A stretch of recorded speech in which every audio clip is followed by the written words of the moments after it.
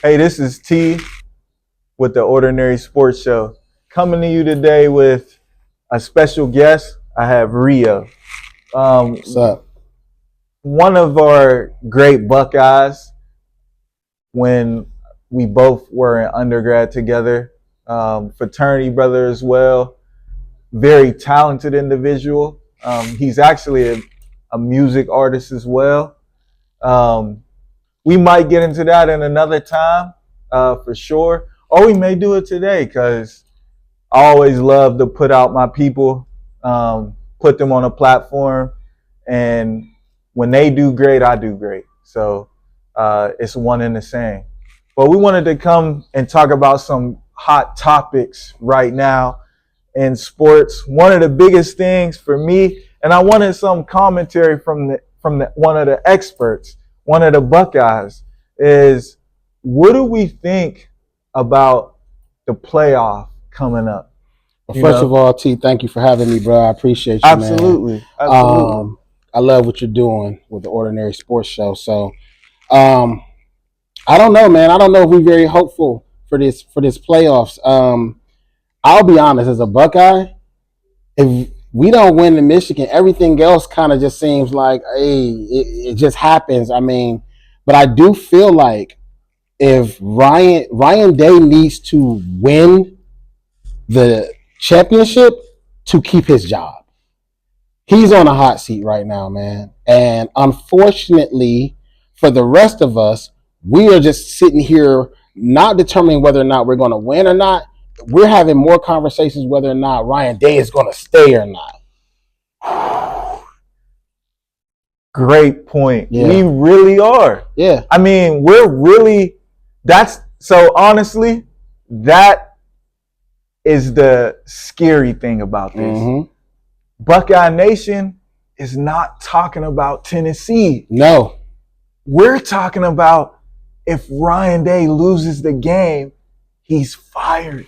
T, I'm on the streets every day, man. I'm in the short north a lot, reading districts, even abroad through Columbus. And a lot of the conversation is just more so concerned, like to some Buckeye purists, like the true Buckeye fans, some believe that the season is already lost if we already lost to Michigan. Because if you look at it from a standpoint, let's look at it if the shoe was on the other foot, right? Last year they won a national championship, right? A lot of Buckeyes felt with, the investigation, the sign stealing and all that different stuff, there was the asterisk by that championship. And honestly, that Michigan team was much better than they are now. So the fact that they beat us with a team that wasn't as good as last year's team past the Spygate kind of makes us feel like, Ryan, why can't you execute and perform when we need you guys to win the most? Let's look at it. His numbers are impeccable. Absolutely. Over 100 plus wins, 6 or 7 losses. Those 6 or 7 losses, 4 of them are Michigan. And everybody know at Ohio State, the criteria to having success is to beat Michigan. And he's failed to do so. You hit the nail right on the head. The thing about it is, Ryan, I think when we see Coach Day, honestly, and I don't want to disrespect him by calling him Ryan, Coach Day, we're supporters, we're fans. For sure. We love what you're doing. We love that you represent the university. But the thing is, as Buckeyes and as you as a Buckeye, he knows the game. Mm-hmm. That's the biggest thing on the calendar. Yeah. We obviously want us to go undefeated. We obviously want to run through the Big Ten. But the most important game, traditionally, for us at The Ohio State University, and you could put D, you could say OSU, whatever you want to say, mm-hmm. The most important game is to beat the team up north. Period. And we haven't done that. We fell short 4 straight years now with arguably the best roster that I've ever seen in college football. I can't disagree with that. So this is where we are. Tennessee it's either one or two things are going to happen. We're going to demolish Tennessee based off of all of the conversations that's happened. They're going to rise to the occasion and just steamroll through these playoffs to the championship, or by overlooking Tennessee because he's so worried about getting to the end goal, we're going to underestimate them. Exactly. A couple of games were too close that they shouldn't have been close. Exactly. The other games, I mean, we kind of let Nebraska game. I mean, think about it. We have to win a national championship this year for it to be a successful year. I'm going to tell you why. Oregon's first year in the Big Ten, they go to the Big Ten championship. And they beat 3 of the household names in the Big Ten. Ohio State, the team up north, and Penn State. Period. And they run the table. And they ran the table their first year. So when we had the arguments that, hey, man, Big Ten is actually, it's not the SEC. Big Ten is the toughest conference in college football. And then you let Oregon just come in and run the table in their first year. What does that really say? Now, that was a close game. It could have went either way. I, as a Buckeye fan, I wish we won, but I wasn't as disappointed as I was with the Michigan game. Absolutely. We have the best wide receiver core in college football, and we decided to run up the middle. We decided to run running back dives against the strength of their team. 2 first-round draft picks in the middle, and that's where the game plan went. Mm-hmm. So, listen, this is a must-win on Saturday. Must win. Must win. Coach Day, he has to run the table, I feel, for Buckeye Nation. To save his job. And we don't know, this is speculation, honestly, about his job, but we know we at least have to get out the first round. For sure. We at least have to get out the first round, and then we'll see. Now, T, let me ask you something real quick. Yes. I'm going to turn the table and ask you a question. Mm-hmm. If we don't make it out the first round, would you keep Ryan Day or would you replace him? And if you do replace him, who do you think the potential candidate should be? That's a loaded question. So, great question. The one thing I would say is Ohio State's such a big business, honestly. Mm-hmm. It's a big brand. So this is a $1 billion company, honestly. You cannot take away removing the head of the company lightly. Right.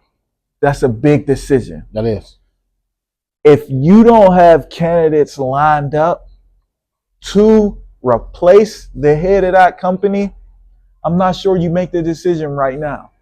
Even though the university, the fan base is going to be overwhelming with negativity and calls for his head. They could call for his head. He lost. Mm-hmm. He lost to the team up north. He lost in the playoffs. Okay.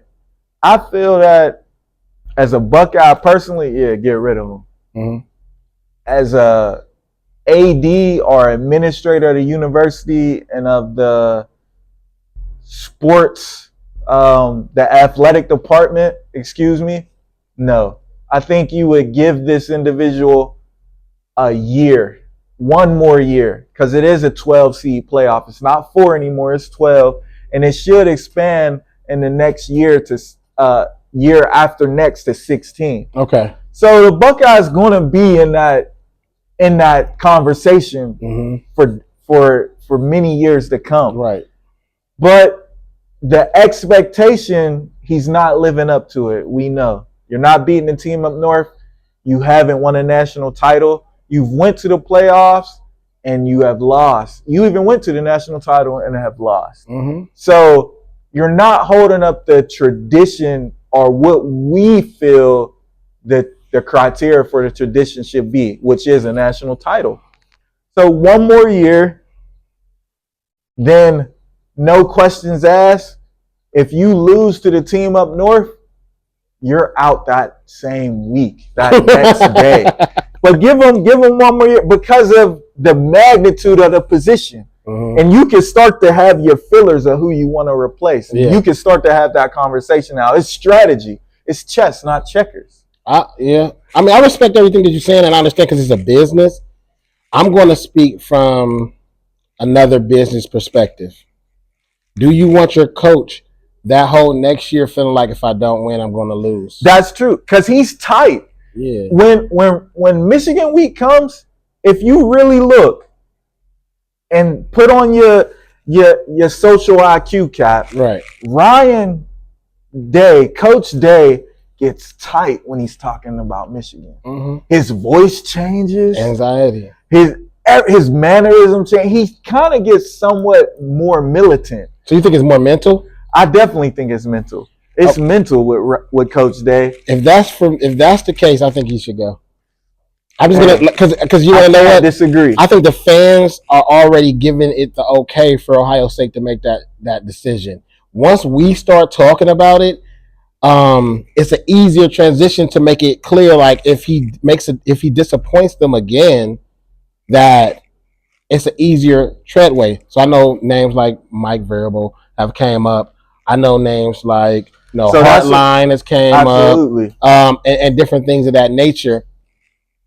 And I think it will take some time. But at the end of the day, when you have this, the difference is that now we're saying that, yes, Ohio State is one of those national colleges that where you can go to different stadiums across the United States and see a bunch of Buckeye fans. And that when you go to the Rose Bowl, when they play USC, you'll see a bunch of Buckeyes and stuff there because 60,000 kids every year come to Columbus, Ohio. Then they branch off into the world, but they're still Buckeyes, right? Absolutely. The thing about it is that now with the NIL situation, you're telling college players that it's okay to be good if you let Ryan Day stay.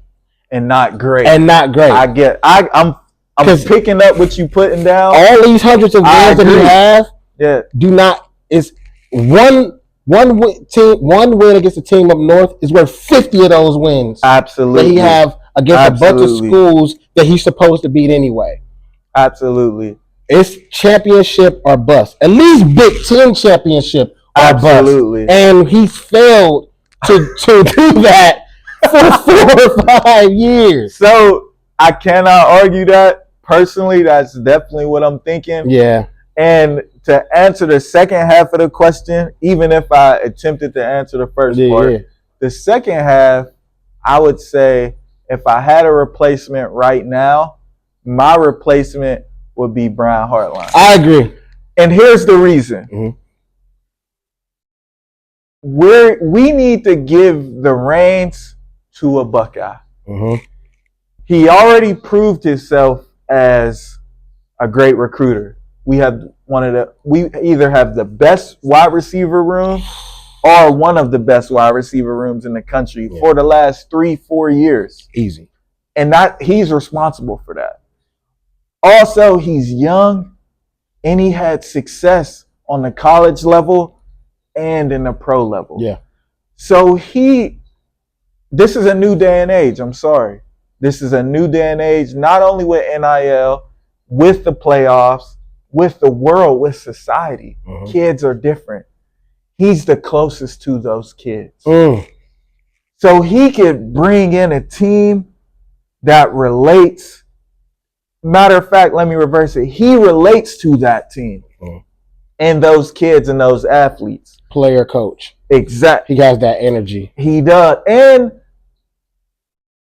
we can really see maybe we already know Ohio State has the resources to hire big-time help, meaning defensive coordinators, offensive coordinators, and he is the CEO of that. He really was a pretty good player here. He really was. He's one of our best wide receivers. And not only that, you have an individual who can maybe bring back some old Buckeyes to coach with him. Position coaches now. Yeah, position. So we hire big brains, offensive coordinator, big brain, defensive coordinator. He's the CEO.